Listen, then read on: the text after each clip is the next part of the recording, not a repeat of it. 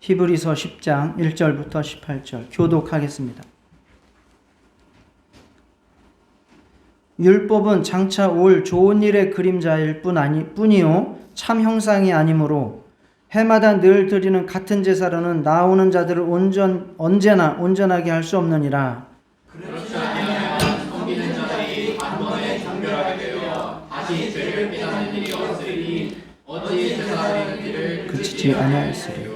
그러나 이 제사들에는 해마다 죄를 기억하게 하는 것이 있나니 이는 황소와 염소의 피가 능히 죄를 없이 하지 못함이라. 그러므로 주께서 세상에 임하실 때에 이르시되 하나님이 제사와 예물을 원하지 아니하시고 오직 나를 위하여 한 몸을 예비하셨도다.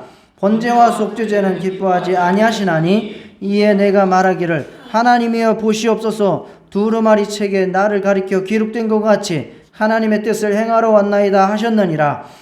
위에 말씀하시기를 주께서는 제사와 예물과 번제와 속죄제는 원하지도 아니하고 기뻐하지도 아니하신다 하셨고 이는 다 율법을 따라 드리는 것이라. 그 후에 말씀하시기를 보시옵소서 내가 하나님의 뜻을 행하러 왔나이다 하셨으니 그 첫째 것을 폐하시면 둘째 것을 세우려 하심이라.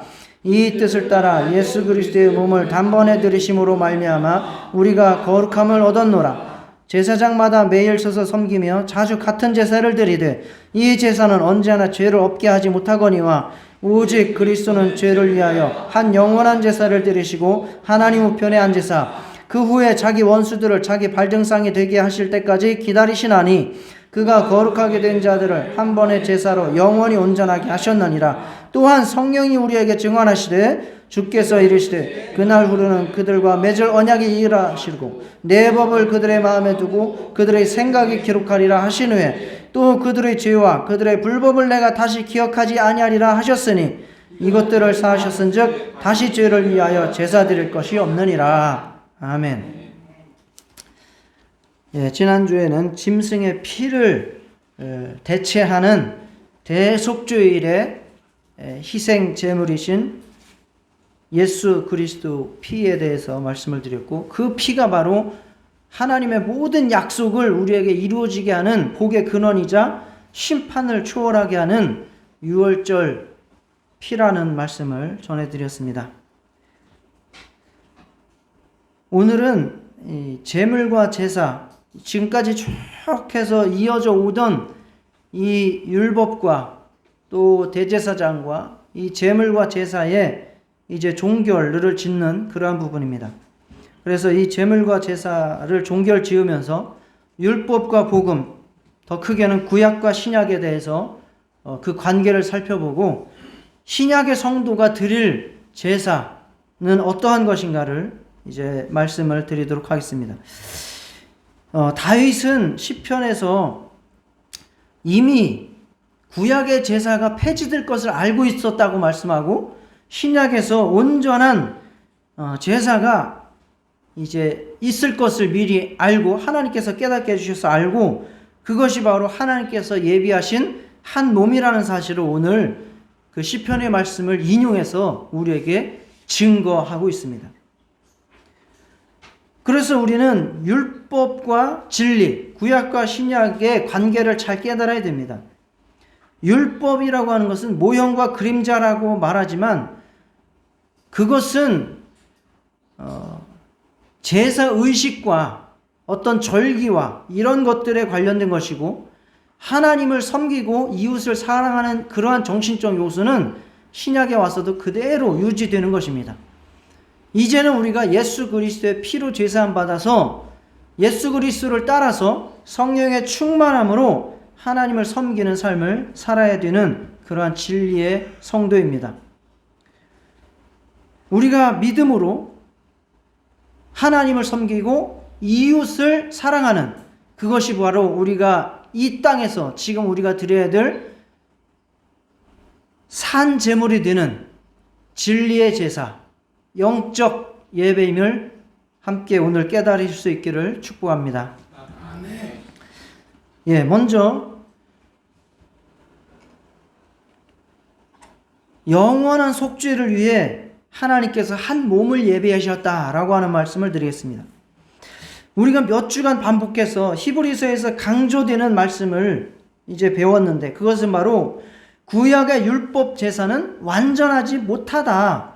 그렇기 때문에 예수 그리스도께서 제물과 대제사장이 되셔서 완전하고 영원한 제사를 드리셨다.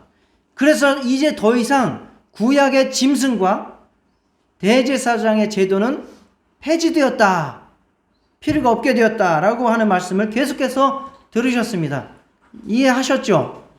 예. 히브리서 기자는 시편의 말씀을 인용해서 또한 마무리 지으면서 그 말씀을 우리에게 증거해 주고 있습니다. 5절을 한번 성경 있으신 분들 보시기 바랍니다. 자, 5절에 보면 그러므로 주께서 세상에 임하실 때에 이르시기를 구약의 율법의 제사를 완전하게 하시려고 이제 실상이신 예수님께서 이 땅에 오실 때에 관해서 시편에서 말한 것을 증거하고 있습니다. 그때에 하나님이 제사와 예물을 원하지 아니하시고 오직 나를 위하여 한 몸을 예비하셨도다. 번제와 속죄제는 기뻐하지 아니하시나니. 이렇게 말씀을 하셨다는 거예요. 이 말씀이 어디에 나오는 말씀입니까? 시편 40편 6절에서 8절에 나오는 말씀입니다. 시편 40편은 다윗이 쓴 시예요. 찾을 수 있는 분들은 성경을 시편 40편을 펴세요. 예. 이거 굉장히 중요한 말씀이에요. 오늘 설교가 구약과 신약을 맥을 뚫는 맥 뚫는 설교니까. 자, 시편 40편 6절부터 8절을 보시면 오늘 히브리서 기자가 인용한 말씀이 그대로 나오는 거예요. 그런데 시편 40편에 누구의 시라고 나오죠? 예, 다윗의 시입니다. 다윗이 이렇게 말을 했다는 거예요. 그런데 이 시편 40편이 언제 쓴 시냐? 시편 40편 잘 아는 시예요. 1절 한번 읽어보세요. 있으신 분들 시작. 내가 여호와를 기다리고 기다렸더니 귀를 기울이사 나의 부르짖음을 들으셨도다. 예, 그렇게 시작하는데요. 시편 40편은 엄청나게 다윗이 어려움에 빠진 상태예요, 지금. 그런 상태에서 하나님 앞에 그것을 해결을 받아야 돼요. 그게 쉽게 해결을 받을 수 있는 게 아니에요. 정말 송아지, 양, 염소 다 잡아서 하나님 앞에 정말 거룩한 제사를 드려도 이것이 해결이 될까 말까 한 어마어마한 큰 문제를 지금 가지고 있어요. 위경에 처해 있어요. 그런데 하나님께서 그렇게 힘든 중에 있는 다윗에게 말씀을 해주셨다는 거예요.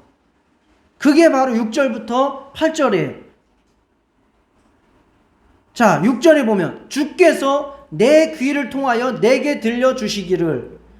그렇게 힘들고 어려운 중에 이거를 내가 어떻게 헤쳐나가야 되냐, 이 문제를 내가 어떻게 해결해야 되냐, 하나님께서 이거를 어떻게 정말 나에게 다시 관심을 갖고 나에게 복을 주시도록 할 것이냐 라는 문제를 가지고 정말 고민하고 머리를 쥐어 짜고 머리를 쥐어 뜯으면서 그런 고민을 하면서 정말 고통 가운데 있을 때에 하나님께서 다윗에게 이러한 음성을 들려주셨어요.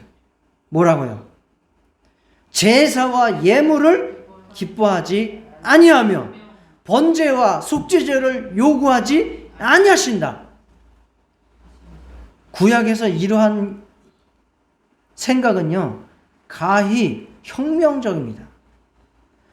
구약에서 제사를 잘못 드리면 죽거든요. 그런데 하나님께서 제사와 예물을 기뻐하지 아니하시고 내가 너한테 그걸 요구하지도 않겠다. 그러면 둘 중 안에 하나예요. 넌 이제 끝났으니까 저리 꺼져 든가 아니면 용서했다라든가, 뭐 둘 중 안에 하나일 거예요. 그런데 하나님께서 다윗에게 내가 번제와 속죄제를 요구하지 않겠다. 내가 그런 것 너한테 받는 거 기뻐하지도 않겠다. 그때에 내가 말하기를, 여기에서 내가 말하기를은 다윗이 말했다라고 볼 수도 있지만 이것은 다윗의 귀에 들려진 말씀이고, 이 내는 예수님께서 하나님의 그 음성에 대해서 예수님께서 화답하는 말씀으로 받아들이시면 이해가 완벽합니다. 자, 그렇게 보세요. 그때에 하나님의 아들인 내가 말하기를 내가 왔나이다. 나를 가리켜 기록한 것이 두루마리 책에 있나이다. 두루마리 책은 성경을 말씀하는 것이지 않습니까? 그러면 두루마리 책에서 가리키는 게 누굽니까? 예수입니다. 이해가 가세요? 다윗은 지금 엄청난 고통과 위경 중에서 이거를 어떻게 해결할까? 어떻게 하나님의 은혜를 받아서 다시 회생할까를 고민할 때에 하나님께서 자기의 귀에 내가 제사와 예물을 기뻐하지 아니하고 너에게 그것도 요구하지 않는다. 그때에 또 음성이 들리는 거예요. 내가 말하기를 내가 왔나이다. 즉 다시 말해서 하나님의 아들이 거기에 응답하기를 내가 왔나이다. 나를 가리켜 기록한 것이 두루마리 책에 있나이다. 나의 하나님이여. 이것도 계속 예수께서 말씀하시는 걸로 보시기 바랍니다. 나의 하나님이여, 내가 주의 뜻 행하기를 즐기오니 주의 법이 나의 심중에 있나이다 하였나이다. 이렇게 들렸다는 거예요. 이런 은혜가 우리에게도 있기를 축복합니다. 하나님 아버지께서 말씀하시고 아들이 응답하시는 이런 놀라운 하나님의 뜻과 진리가 다윗의 귀에 들려졌다는 거예요. 그렇게 해서 시편 40편을 나중에 읽어보시면 다 해결됐어요. 은혜 받았습니다. 그래서 하나님을 찬양하는 거예요. 심지어는 그냥 노래가 아니라 새 노래로 찬양을 합니다. 이런 하나님의 음성을 듣고 찬양이 안 나올 수가 있겠습니까? 자, 한 걸음 더 들어가서 그러면 과연 다윗이 이렇게 어려움에 빠진 그 상황은 어떤 상황일까요? 시편 40편에는 안 나와요. 그런데 그 근거, 어떤 상황일지에 대해서 추적을 좀 해보면 하나님께서 이 시편 40편 6절에 나오는 똑같은 말씀이 나오는 시편이 있어요. 어딜까요? 네? 어디라고요? 네, 빨리빨리 보고 읽으세요. 다 써 있잖아요. 여기. 똑같은 구절이 시편 51편 16절에 나와 있습니다. 함께 읽어보겠습니다. 시작. 주께서는 제사를 기뻐하지 아니하시나니 그렇지 아니하면 내가 드렸을 것이라. 주는 번제를 기뻐하지 아니하시나이다. 이게 시편 40편 6절에 나오는 똑같은 말씀을 시편 51편 6절에도 하고 있습니다. 그렇다면 이 두 시편의 40편과 51편은 같은 어려움에 빠진 상황이라고 해석을 할 수 있습니다. 시편 50편, 51편은 그 상황을 우리가 잘 알고 있어요. 어떤 상황이죠? 앞에 써 있지 않습니까? 시편 51편에 뭐라고 써 있습니까? 박대와 동침한 후 선지자 나단이 그에게 왔을 때. 네, 그렇습니다. 자기의 충성스러운 부하의 아내를 범하고 거기에 더 나아가서 그 부하를 죽게 만들고 나서 그리고 나서 이제 나단 선지자가 와가지고 다윗을 책망합니다. 왕이시여, 큰 부자가 있는데요. 자기한테 손님이 왔는데 양 한 마리 있는 가난한 그 양을 뺏어갖고 섬겼네요. 어떻게 해야 될까요? 그런 놈이 코로 숨쉬고 살고 있느냐? 당장 죽여라. 바로 그게 당신입니다. 라고 나단 선지자가 책망을 했습니다. 그때에 하나님 앞에 무릎 꿇고 눈물을 흘리면서 회개에 드린 그 기도가 바로 시편 51편이라는 거예요. 그가 그렇게 힘들고 어려운 절망과 좌절 가운데 빠져 있을 때, 그것이 그가 죄 지었을 때, 하나님 앞에서 두려워 떨 때, 그때에 하나님께서 들려주신 말씀이라는 거예요. 하나님께서는 제사를 기뻐하지 아니하시고 번제와 소제와 이런 짐승의 이러한 피를 내가 기뻐하지 않는다. 그러면서 하나님께서 무엇을 준비하셨다고 말씀하죠?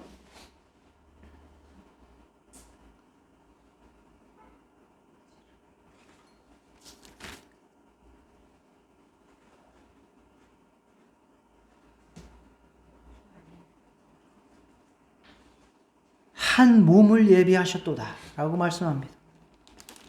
한 몸을 예비하셨도다.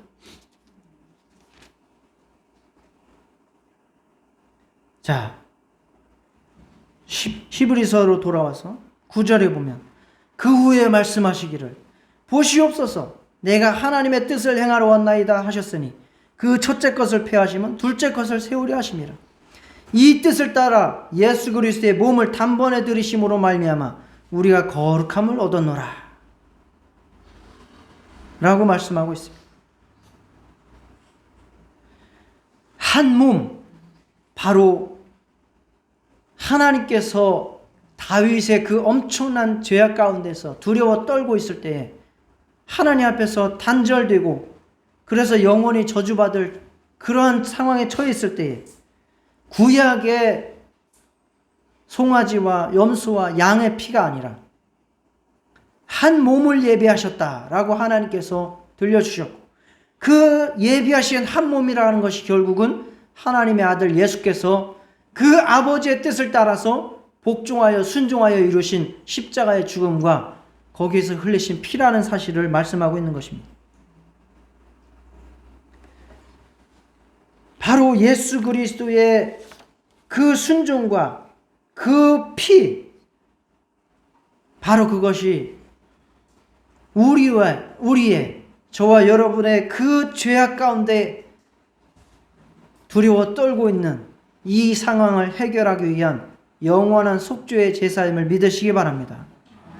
하나님께서는 죄인된 우리를 위해서 황소와 염소의 피의 제사가 아니라 한 몸 예수 그리스도의 피의 제사를 준비해 주신 것입니다. 예수를 제물 삼고 애통하고 통회하는 상한 심령의 제사를 통해서 용서받고 거룩한 의인으로 거듭나시기를 축원합니다. 시편 51편에 보면 그 이후에 보면 하나님께서 구하시는 제사는 어떤 제사냐라고 말하면서 상한 심령으로 드리는 통회하는 마음을, 그러한 제사를 하나님께서는 요구하신다, 원하신다 말씀하고 있습니다. 이제 우리는 염소와 황소와 이러한 송아지, 이러한 피가 아니라 애통하고 상한 심령으로, 하나님 앞에서 가난한 심령으로, 정말 하나님밖에 의지할 것 없는, 하나님께서 해결해 주시지 않으면 영원히 죽을 수밖에 없는 그런 상황을 하나님 앞에 가지고 나가서 정말 우리를 위해서 예비하신 한 몸 예수 그리스도, 그 보혈의 공로 의지해서 하나님 앞에 예배하며 나아가시기를, 기도하며 나아가시기를 주의 이름으로 축복합니다. 자, 영원한 속죄를 위해서 한 몸이 예배되었다라고 오늘 말씀하고 있습니다. 그것이 그리고 구약 성경에도 이미 다윗의 고백을 통해서, 다윗이 받은 계시를 통해서 우리에게 알려져 있습니다. 그런데 성경에서는 구약 성경의 율법은 폐지되었다라고 히브리서에도 말씀을 하고 있어요. 히브리서 8장 13절에도 보면 새 언약이라 말씀하셨음에 첫 것은 낡아지게 하신 것이니 낡아지고 쇠하는 것은 없어져 가는 것이니라 말씀했습니다. 그죠? 구약의 율법은 낡아져 가고 없어져도 간다는 거예요. 10장 1절에도 뭐라고 말합니다? 율법은 장차 올 좋은 일의 그림자일 뿐이요 참 형상이 아니므로 해마다 늘 드리는 같은 제사로는 나오는 자들을 언제나 온전하게 할 수 없느니라. 그러니까 모형과 그림자니까 당연히 실상이 오면 없어져야 된다라고 말해요. 그러면 율법과 구약은 이제 필요 없습니까? 그런데 율법은 또 필요하다고, 안 없어진다고 말씀하시기도 합니다. 마태복음 5장 18절 함께 읽겠습니다. 시작. 진실로 너희에게 이르노니 천지가 없어지기 전에는 율법의 1.16도 결코 없어지지 아니하고 다 이루리라. 점 하나, 우리나라도 점 하나를 어디다 찍느냐에 따라서 님이 되기도 하고 남이 되기도 하잖아요. 히브리어는 더 심각해요. 아주 점 하나에 따라서 완전히 달라지는 언어가 히브리어입니다. 그런데 그 1.1획도 율법의 1.1획도 결코 없어지지 아니하고 다 이루리라 라고 말씀하고 있어요. 그러니까 율법은 폐해지지 않는다 라고 말씀하고 있는 거예요. 그러면 이 문제를 우리가 어떻게 이해하고 해결할 것인가? 이것이 제가 저번 주에 오후에 특강을 해드렸던 대로 통일성과 점진성을 가지고 해결하셔야 됩니다. 성경은 구약과 신약 전부가 다 동일한 주제를 가지고 우리에게 말씀을 하고 있는데, 그것은 처음부터 완전한 계시가 오는 것이 아니라 구약에서부터 신약까지 점차적으로 완전한 계시를 향해 나아가고 있다라는 사실을 기억하시기를 바랍니다. 그리고 율법을 조금 더 구분해서 살펴봐야 됩니다. 율법은 크게 도덕법과 의식법과 시민법으로 구분을 합니다. 도덕법이라고 하는 것은 만고불변의 법입니다. 하나님 나라의 원칙입니다. 그래서 그 도덕법은요, 지금도 여전히 유효합니다. 가장 대표적인 도덕법이라고 말할 것 같으면 신명기 6장에 나오는 말씀처럼 마음을 다하고 뜻을 다하고 힘을 다하여 하나님을 사랑하고 내 이웃을 사랑하라 라고 하는 말씀은 불변합니다. 영원합니다. 그러나 의식법도 있어요. 의식법은 의식에 관한 법이에요. 제사와 제도나 절기나 이런 의전에 관한 이러한 법들, 이런 것들은 폐지되는 것입니다. 성전, 제물, 제사장, 절기, 또 할례 같은 이러한 것, 의식과 의전에 관한 이러한 법들은 폐지되는 거예요. 모형과 그림자이기 때문에. 그러면 그것은 무엇으로 완성됩니까? 예수 그리스도의 일하심으로 이 땅에 오시고 그의 성취로 말미암아 완성이 되는 겁니다.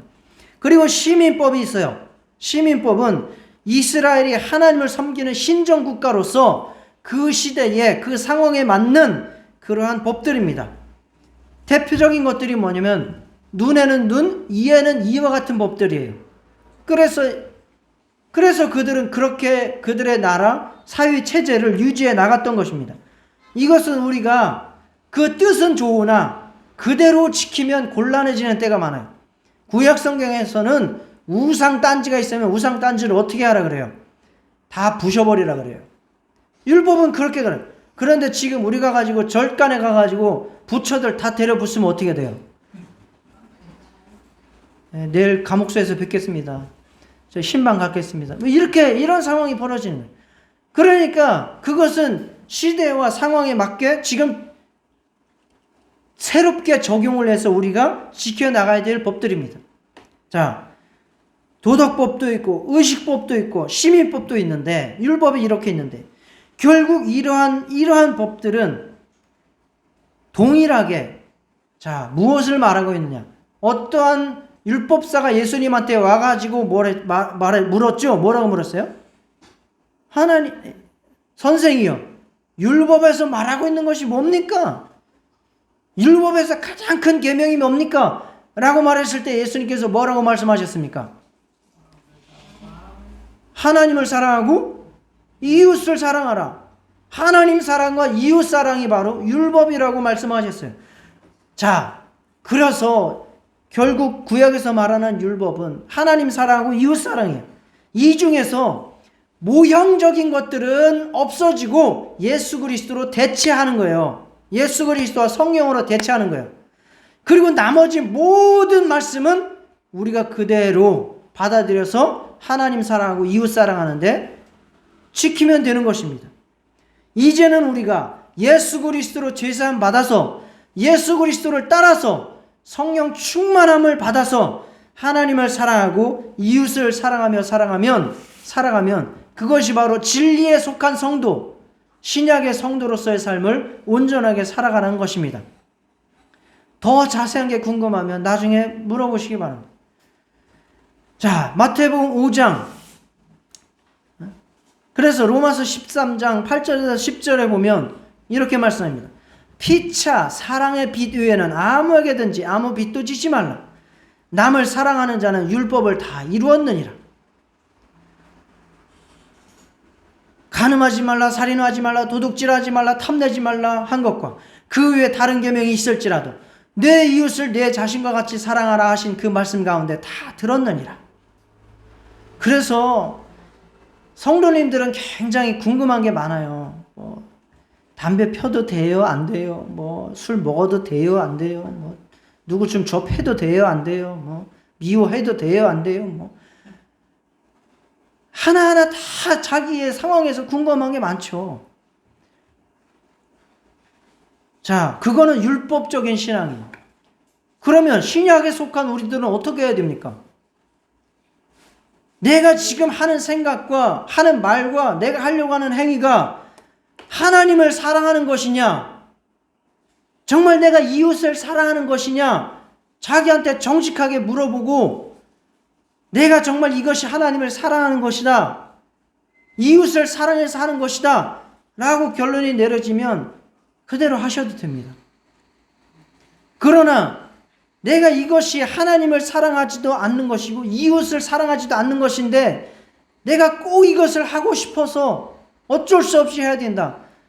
그러면 하나님 앞에 기도하셔서 이것을 이길 수 있도록 기도하시면서 그것을 자기의 그 마음들을 이겨나가시면 되는 겁니다. 해답이 되셨습니까? 율법의 조문에 의해서 두려움으로 신앙생활 하지 마시고 진리에 속한 성도로서 정말 여러분의 자유를 가지고 하나님을 마음껏 힘을 다하고 뜻을 다하고 목숨을 다해서 섬기고 사랑하시고 이웃을 또한 그렇게 자기 몸처럼 자기처럼 사랑할 수 있는 저와 여러분 되시기를 축복합니다. 로마서 13장 8절에서 10절에도 이렇게 말씀합니다. 사랑은 이웃에게 악을 행하지 아니하나니 그러므로 사랑은 율법의 완성이니라. 사랑을 하느냐 아니면 나를 위해서 행하느냐, 그것이 내가 지금 신약 성도로서 온전하게 신앙생활을 하고 있느냐 그러지 못한가를 판가름하는 것입니다. 하나님께서는 우리에게 일일이 한 가지 한 가지를 다 이제 조목을 율법 조항처럼 내려주지는 않았어요. 그러나 우리에게 예수 그리스도의 피를 주셔서 그 은혜를 깨닫게 하셨고 성령으로 말미암아 진리를 우리가 깨닫고 하나님을 사랑하고 이웃을 사랑하는 심령을 주셨습니다. 그 믿음에 따라서 은혜에 따라서 살아가시기를 주의 이름으로 축복합니다. 그래서 이제 모형적인 법들 그런 것들은 다 예수 그리스도께서 대체하셔서 완성하셨기 때문에 그런 거는 폐지되었어요. 안식일 지키지 않으면 지옥 가요. 그거는 말이 돼야 안 돼요. 주일 예배 지키지 않으면 지옥 가요? 자, 똑바로 대답해 보세요. 주일 예배 지키지 않으면 지옥 간다 손 드세요. 주일 예배 드리지 못해도 천국 간다 손 드세요. 우리가 주일 예배를 드리는 거는 율법에서 지키라고 해서 지키는 게 아니에요.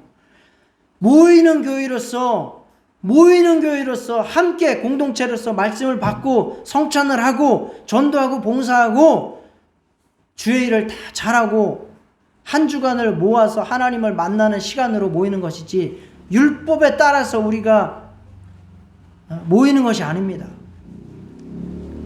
주일에 예배를 한 번 빠진다고 해서 지옥 가는 것은 아니지만 영적으로 하나님을 사랑하는 행위는 아니기 때문에 모이는 것이 좋습니다. 이해가 가십니까? 지옥 가지는 않지만 주일 예배를 빠지면 영적으로는 손해이다. 어려움에 빠질 수 있다라는 것이죠. 왜? 예배를 드리는 것이 하나님께 영광이 되겠습니까? 예배를 안 드리는 게 하나님께 영광이 되겠습니까? 이것도 구분이 안 돼요? 예배하는 것이 하나님께 영광이기 때문에 예배를 드려야 된다는 이야기죠. 모든 것을 이와 같이 진리에 속한 성도로서 판가름하시고 진리에 속한 성도로서 하나님을 섬기며 살아가시기를 주의 이름으로 축복합니다. 자, 좀 더 구체적으로 이제 진리에 속한 성도에 대해서 말씀을 드리도록 하겠습니다. 진리에 속한 성도는 율법의 조문에 따라서, 즉 한 문장 한 문장에 따라서 섬기지는 않지만 성령으로 예수 그리스도를 따라가는 삶을 살아가야 된다라고 말씀하고 있습니다. 로마서 7장 6절을 같이 읽겠습니다. 시작. 이제는 우리가 얽매였던 것에 대하여 죽었으므로, 자, 여기까지. 율법에서 벗어났으니, 얽매였던 것, 율법에서 벗어났다라고 말씀하고, 그러니까 이런 것 가지고 막 또 죽이니 살리니 지옥관이 다 이단이에요. 이거 이단들의 특징이 다 여기 들어있습니다. 율법주의자들 다 이단입니다. 다 이단. 뭐 이 성경 안 읽으면 지옥관, 다 이단이에요. 얽매였던 것에 대해서 죽었으므로 율법에서 벗어났으니, 자, 그 다음에 시작. 이러므로 우리가 영의 새로운 것으로 섬길 것이요 율법 조문에 묵은 것으로 아니할지니라. 영의 새로운 것으로. 새 언약은 우리의 심령에 새겨준다 그랬어요. 그게 뭡니까? 예수의 피와 예수의 살을 우리에게 넣어주시고 새 언약을 삼아주셨어요.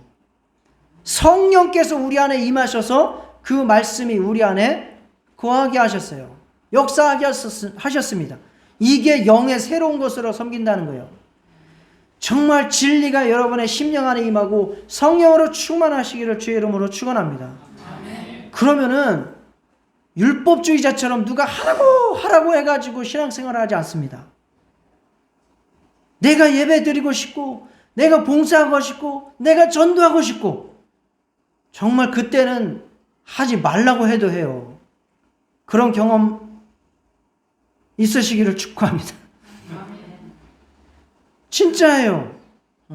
진리가 내 안에 들어와서 내가 진리에 속한 성도가 되면 말려도 합니다. 말려도.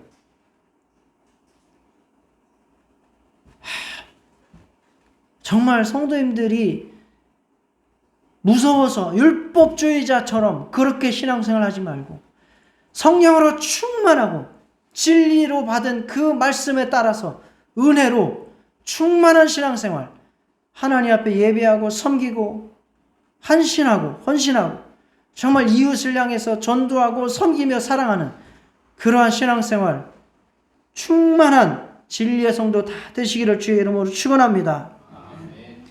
그래서요, 이 진리에 속한 성도의 특징은 바로 자발적인 것입니다. 히브리서 10장 7절 9절에 이렇게 말씀해요. 이거 아들 예수의 자세예요.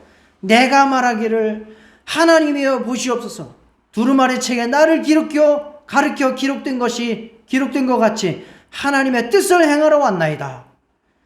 하나님께서 우리 인간의 구원을 위해서, 인간 문제를 해결하기 위해서 한 몸을 예비하셨다라고 말씀하셨죠. 이것을 아들 예수께서 어떻게 하셨습니까? 예, 제가 행할게요. 제가 인간을 구원하기 위한 제물로서 하나님의 뜻을 행하러 내려왔습니다 라고 말씀하신 거예요. 그리고 9절에 그 후에 말씀하시기를 보시옵소서. 내가 하나님의 뜻을 행하러 왔나이다. 하나님의 아들 예수 그리스도께서 아버지의 뜻을 이루시기 위해서 자발적으로 육체를 입고 이 땅에 오셔서 십자가에 못 박혀 죽기까지 복종하신 것입니다. 이것이 바로 우리가 따라야 될 자발적인 진리의 성도의 삶이라고 말씀을 하는 것입니다. 그래서 신약 성도는 누가 시켜서 하는 그러한 신앙생활을 하지 않습니다. 그래서 여러분들이 신앙생활을 잘 못하면은 가만 내버려 두는 게 좋아요. 막 쫄르면 또 율법주의자처럼 여긴다고 그래가지고 더 힘들어져요. 그래서 여러분들의 마음이 다시 회복되시기를 기도할 뿐입니다. 여러분 안에 진리가 임하고 은혜가 임하고 성령이 임하기를 축원합니다. 여러분들이 나이가 몇 갠데 뭐 누가 하라고 해서 합니까? 안 그래요?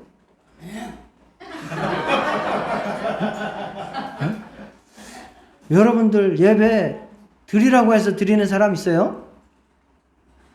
나는 다 여러분들이 진리에 속한 성도로서 하나님 앞에 영광 돌리고 찬양하고 기도하기 위해서 모이신 줄 믿습니다. 정말 성도들을 사랑해서 얼굴 한 번이라도 보고 어떻게 하면 섬길 수 있을까? 그런 마음으로 오늘 모이신 줄 믿습니다. 믿음은 그래서 억지로 누가 시켜서 하는 게 아니에요. 내 뜻을 이루려고 내 원하는 것을 성취하려고 하는 것도 아닙니다. 그래서 진리에 속한 성도인 베드로한테 예수님이 뭐라고 했습니까?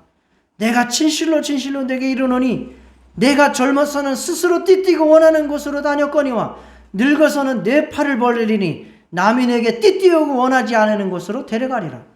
이게 바로 예수님께서 자발적으로 아버지의 뜻을 따라서 육체를 입고 이 땅에 와서 완전하게 복종하셔서 하나님의 뜻을 이루신 것처럼 베드로 너도 이제 하나님의 뜻이 너에게 임해서 사명이 너에게 임해서 성령의 충만함을 받아서 하나님이 원하시는 대로 가고 하나님이 원하시는 말을 하고 하나님이 원하시는 대로 내가 죽음을 당할 것이다 라고 예언하신 거예요. 그래서 베드로가 신약 시대에 대대로 이어져 내려오는 그 전세를 의하면 어떻게 죽였다는 거예요? 십자가에 거꾸로 못 박혀 죽었다고 그렇게 전해 내려오고 있는 것입니다. 그게 바로 진리에 속한 성도의 삶이라는 거예요. 자기가 원하는 것을 위해서 사는 사람은 이미 율법에서 원하는 것을, 율법에서 조문에 의한 것을 순종하지 못한 것이고 그것은 이미 하나님을 사랑하지 못하는 것이고 이웃을 사랑하지 못하는 거예요.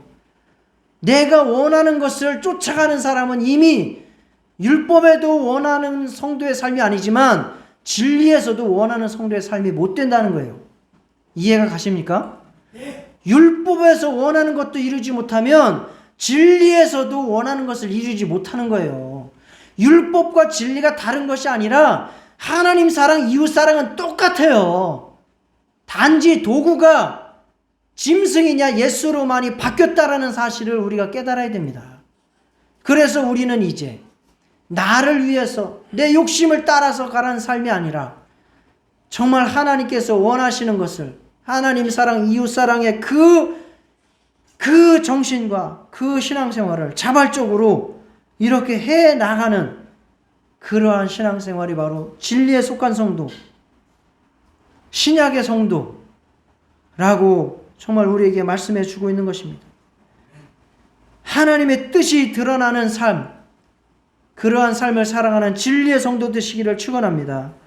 순종으로 악을 이기는 성도, 사랑과 선으로 악을 이기는 성도 되시기를 주의 이름으로 축원합니다. 예수께서 하나님의 구원 계획을 위해서 정말 자발적인 한 몸이 되셔서 그렇게 십자가에서 달려 죽기까지 복종하셨습니다. 지금 하나님께서는 하나님의 또 다른 영혼을 구원하기 위해서 또 다른 한 몸을 준비하셨습니다. 그것이 바로 우리가 드려야 할 영적 제사입니다. 자, 따라 하시겠습니다. 하나님께서 지금 구원하시기 위해서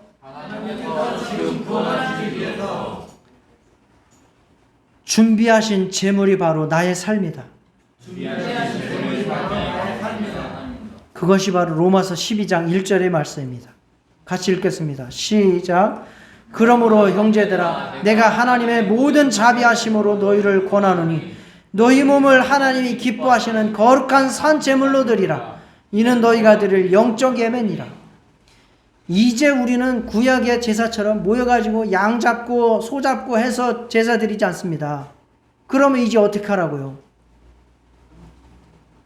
우리의 몸을 하나님을 사랑하고 이웃을 사랑하는데 우리의 몸을 쓰라는 거예요. 우리의 입술을 벌려서 하나님 사랑하고 이웃 사랑하는 데 쓰고 우리의 손을 사용해서 하나님 사랑하고 이웃 사랑하는 데 쓰고 우리의 발을 사용해서 하나님 복음 전하고 이웃 사랑하는 데 가라는 거예요. 이것이 우리가 지금 드려야 되는 영적 예배라고 말씀하시는 겁니다.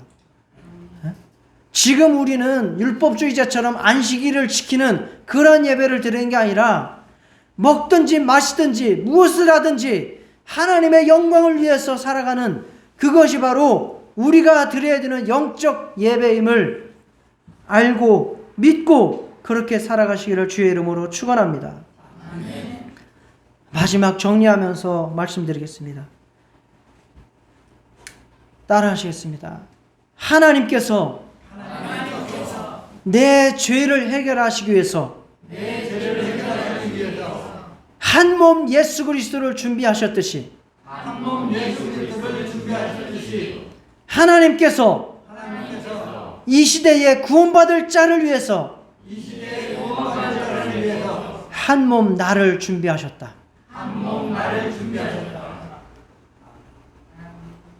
이것이 내가 드려야 될 영적 예배다. 따르시겠습니다. 이것이 내가 드려야 될 영적 예배다. 오늘 말씀 대단히 깊지만 신구약을 관통하면서 우리가 살아야 될 삶이 어떤 것인지를 잘 말씀해 주신 말씀입니다.